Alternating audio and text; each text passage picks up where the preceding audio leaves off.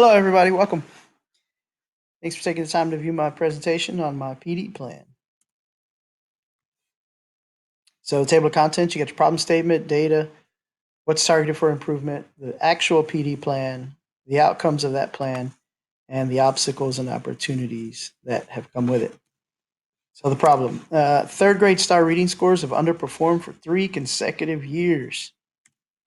Upon deeper analysis, I noticed a similar decrease in the Terra Nova performance of kindergarten through second grade students for the same 3 years. So I graphed the data. You can see here, kindergarten groups for the last 3 years have been tracked, and there is a similar decrease in language component scores above the 40th percentile. Over here, we have the third grade reading star for the same 3 to 4 years, and you'll notice a similar decrease. On my PD paper, I actually tracked students at the 60th and above percentile because I want to see if there's any correlation between 60th percentile on Terra Nova and mastery rate on third grade star.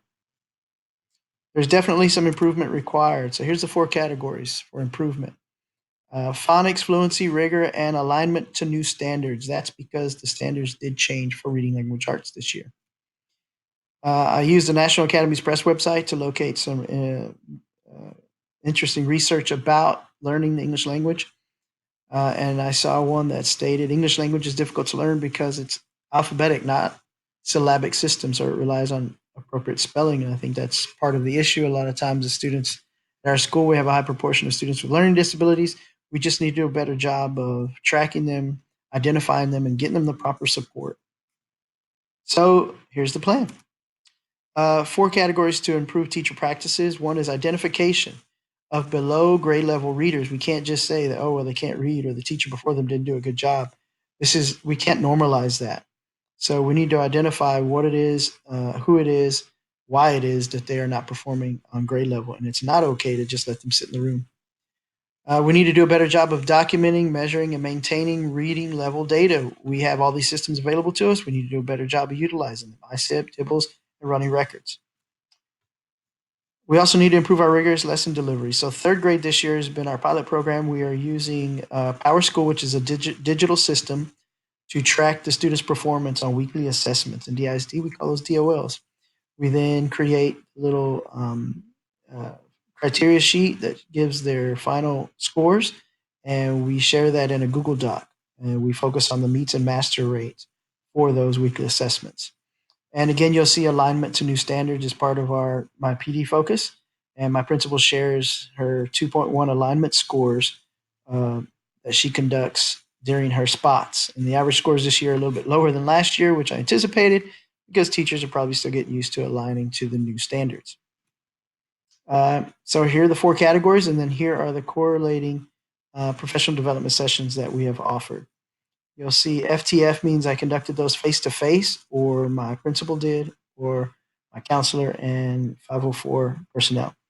MTSS was a big one. We took about 4 sessions there, and that was conducted by a counselor, special ed rep, and a 504 rep. I follow up with a virtual session that was housed on our Bowie Learning Network so that everyone has access to it at any time. For fluency, we did running records, dibbles, and then again, I followed up with another virtual session to update their struggling reader plans on PowerSchool and the MTSS website. For rigor, we brought in a Region 3 specialist. She tracked our STAR data for 3 years for 3rd, 4th, and 5th, and then compared it to B and A ranked schools. So we have something to look up to. And then we conducted the other 2 trainings in face-to-face. Exemplars gets conducted and revisited weekly during our look forward and look back meetings for PLCs. Alignment to new standards, we did about 4 sessions at the beginning of the year, and we revisit them every week during weekly look forward PLCs and face-to-face. The only one I was not able to complete is the one that has teachers video themselves teaching. I've been able to do it with one teacher, a 3rd grade teacher, which is important. And she's been able to use that tool of watching herself teach and improve upon her practice throughout the year. I just haven't been able to do it with everyone else. Outcomes. So we've been using ISIP data to track some of the effectiveness in our PDs.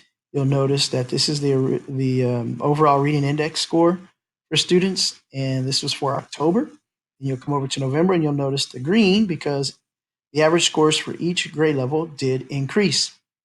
Now, you'll notice tier 2 here, you want to see a decrease in that stat because that is the percentage of struggling readers you have. You notice that they are pretty high. We did decrease in first grade just by a student. I'm sorry, in kindergarten. First grade, however, did not go the direction we wanted. They increased, which is not what we want to see. And then second grade actually did fairly well. They've shown a decrease in their struggling reader percentage and an increase in students near or on grade level. So first grade will get a little bit more support there. Third grade's common assessment scores for the first 6 weeks, they didn't get anyone to get a score above meets and above, and 57% of the students did not meet. It completely moved over one category, which is great. Second 6 weeks, 43% achieved meets and above, 100% passed. So there's definitely growth in the right direction. Obstacles and opportunities. So the biggest obstacle is teacher efficacy. Some teachers are just not efficient at maintaining records. Most of them or all of them get the students in there to ISIP, but not very many times do they follow up with interventions that match the ISIP scores. It takes a lot of reminders, and we need to be more diligent about that. Time is hugely an obstacle. So I learned that it's imperative that we create the PD plan before the school year starts. Most of the things I planned have been able to be executed, but I haven't been able to add anything to that plan. The time is all taken up.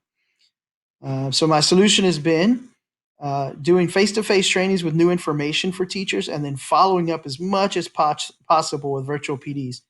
And I've been using a Google survey, and teachers' feedback has been overwhelmingly positive with that practice. So I'm going to continue it without question. So follow up is scheduled. The timeline will probably be until the end of May to finish all of the PD. We're going to continue with it until we see the results we want to see. ACP and mock scores will determine the next steps for third grade reading teacher, and early literacy instruction will continue to receive intensive support for the remainder of the year. Guys, thanks for viewing. Don't forget to post questions and comments. I appreciate your feedback. Thank you.